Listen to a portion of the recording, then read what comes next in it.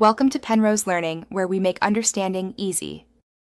You start by confirming physical connections and then open Display Settings now.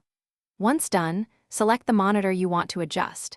This is critical because changes apply per screen. Make sure to note the current resolution and scaling percentage before changing anything. This gives you a safe fallback. If you're on a laptop, disable duplicate display modes and choose Extend versus Second Screen only.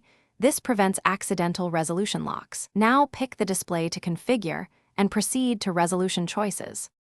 You now change resolution to the display's native value. This yields the sharpest image. Once set, adjust scaling. Start with the recommended percent and increase only if text is too small. Note that higher scaling can blur some apps. Next, open Advanced Display Settings and pick the highest supported refresh rate in Hertz. This reduces motion blur. Arrange monitors by dragging their icons to match physical layout, and set orientation for portrait or landscape, so windows move predictably across screens. You finish by calibrating color and brightness.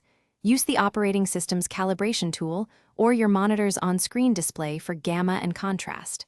Make sure to update or reinstall the graphics driver. Outdated drivers often cause flicker, artifacts, or locked resolutions. If problems continue, swap the video cable or try a second monitor to isolate whether the issue is the cable, port, or panel. One key troubleshooting tip: reboot after driver changes and test settings again before concluding. Thanks for watching. If this was helpful, leave a like and consider subscribing. See you next time.